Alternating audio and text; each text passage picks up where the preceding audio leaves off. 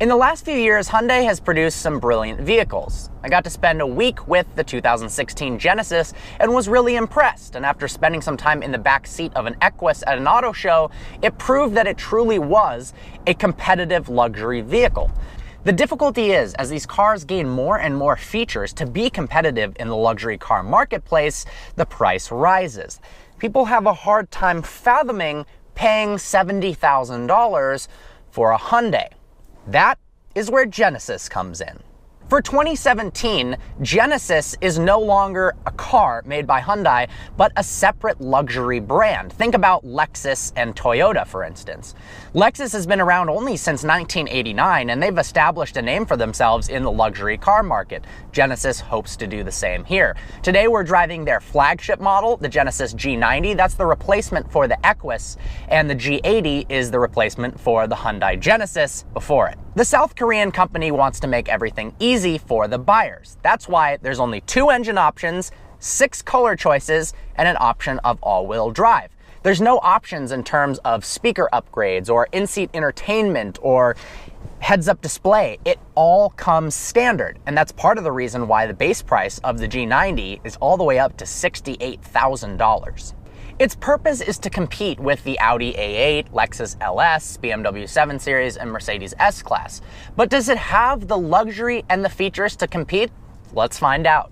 The model we're in right now has a 3.3-liter twin-turbocharged V6, making 365 horsepower and 376 pound-feet of torque. It's finished in Casablanca white, one of the 6 color options, and this has the option of all-wheel drive because we are in Michigan and it's 10 degrees out right now. For $1,600 more, you've got the optional 5-liter V8 that makes 420 horsepower.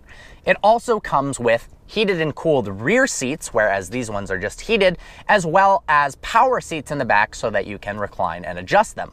Size-wise, this is just 1.5 inches shorter than a Mercedes S-Class. It actually has more interior volume than the S-Class does. It feels like a big vehicle when you're driving it on the road. The windowsill is very high up, and you kind of feel like you're in a bunker rolling along the road. The interior is very nice. It feels like it's borrowing elements, and it is, from BMW, Audi, Lexus, and Mercedes. There's hints of their design language all throughout the cabin.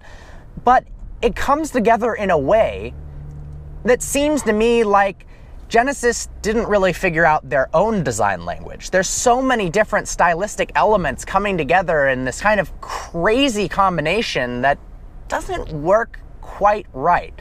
I come into this car and my opinions change every single time. The first time I stepped in, I said, wow, this is impressive. The second time I stepped in, I thought, wow, there's a lot of parts that are borrowed from cars like the Hyundai Sonata. The third time it was impressive, and then I was confused again. Overall, it's nice, but they could do better. We do have a 12.3-inch touchscreen in the front, like the Mercedes S-Class. We've got power soft closed doors, even wireless charging. One of the things I like about this car is there's actually a convenient space for your phone. As phones get bigger and bigger, it seems that car manufacturers aren't keeping up with the rest of technology. The Volvo S90 I just tested didn't have any space to put an iPhone 7 Plus. You could put it in this weird crooked manner that sometimes it would fall on the ground, but there was nothing designed for people with bigger phones. There's a perfect slot for wireless charging on devices that are capable of doing so. In the back, we've got plenty of space. It's a very executive style seating experience with the large center console in the back with climate controls and the works. It looks actually like something straight out of an Audi A8 W12, which I imagine they took a look at that when they came up with the styling. These seats don't move. On the V8 model they do, but you've still got plenty of space. The seats are very comfortable. The styling is nice. It almost reminds me a bit of Bentley in terms of the styling, but I think they've done a good job there. The 17-speaker Lexicon sound system is a little bit disappointing. It feels too distant, especially compared to the S90. With that speaker system, the Mark Levinson, it was so much better. The G90 does have features that I absolutely love. It's got a colored heads-up display. It's telling me how fast I'm going right now, along with the speed limit, and giving me some guidelines to let me know about the lane keep assist feature. The self-driving lane keep assist on the G90 is very advanced, and it works without having to activate it. When you're on the freeway, the car takes the wheel slightly and makes sure you stay within the lines without actually having to activate the system, and I really like that. It does provide a lot of resistance if you try to torque the wheel to the side to do your own inputs, but overall, it lasts a long time and it works very well. The system is activated now, driving me along, and there we go, staying within the lines. One thing that lane keep assist systems aren't that good at is keeping you in the center of the lane. They're good at reading the lines, but it almost feels like you're bouncing from line to line so that it knows where it is on the road. And to be honest, at nighttime, it kind of looks like you're drunk driving, and that's not what you want to portray as an image to a police officer behind you. I've noticed a lot of times in vehicles I've been in with lane keep assist that if I see cops around me, I turn it off because it does sway side to side. This system does not. It keeps you true right to the center of the lane and works very well. Let's talk about pricing, because that's what makes the G90 so appealing. This is a $70,000 car. If you want similar features on a Mercedes S-Class, you're talking about $125,000. Almost twice as much. On a Lexus, which is lower end in terms of price than the BMW and the Mercedes, you can take a step up from the Genesis to go to the Lexus LS all-wheel drive long wheelbase. That's about $100,000 for similar options. I like those vehicles more, the Mercedes, the BMW, the Audi, and the Lexus, than the Genesis, but you can't deny that there is a bargain. 70 grand versus 125, there's a lot of things you could buy for that remaining 55 grand. Let's talk about exterior styling. There's something about these high-end sedans that look expensive and elegant, because they are expensive and elegant. When you're paying 125 grand for a sedan, you don't want it to be gaudy and overly showy, but you do want it to look classy and expensive. This doesn't really do that. The overall shape looks kind of like a rectangle with rounded edges. They've got the large grille in the front, which most of the manufacturers are going towards, Lexus, Audi. It just doesn't quite work right on the G90. I thought the proportions of the 2016 Genesis were very nice, but now that they've made it bigger and more bulbous, I don't think the styling comes together that well. Especially from the side, it's just boring. There's only one wheel option. It's standard, the ones on the vehicle right now. They're okay, but I think with some better wheel options, they could make the car look better.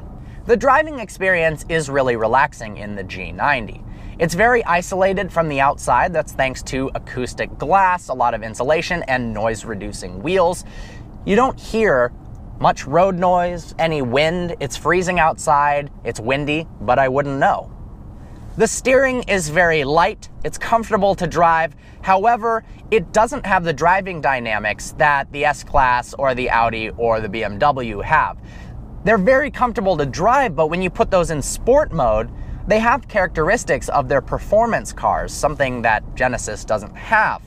They're fun to drive in sport mode, and that's crazy for sedans that weigh well over 4,000 pounds.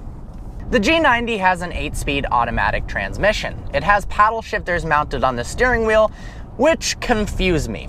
They're very plasticky, they make strange noises when you click them, and their response time is absolutely terrible, especially compared to its German rivals. I think they should have gone without the paddles because the actual response of the transmission when you mash the throttle is pretty decent. The twin-turbo V6 pulls smoothly up to its 6,500 RPM redline, and 0 to 60 in the low 5-second range is pretty good for a car of this size. I do like the G90, but I feel like their designers need to become more mature. Instead of just borrowing elements from a bunch of different cars, I think they need to develop their own stylistic elements that flow together nicely. Yes, this has all the features, although surprisingly it doesn't have massaging seats or optional rear seat entertainment, but they don't come together nearly as well done as its German and Japanese rivals do. Obviously, it's a new luxury company, so they've got a lot of time to mature. But if they want to develop quickly and really take over the luxury car market in that category a step below in terms of price than its rivals, they need to work on their design, especially the exterior, because I'm not a fan of the way it looks. That being said, if you're looking for something that ticks all the boxes in terms of features, that's nice in the inside and comfortable to drive for 70 grand, this is a pretty damn good deal. Well, I hope you enjoyed this video. Like always, please browse our channel and subscribe. I look forward to seeing you next video.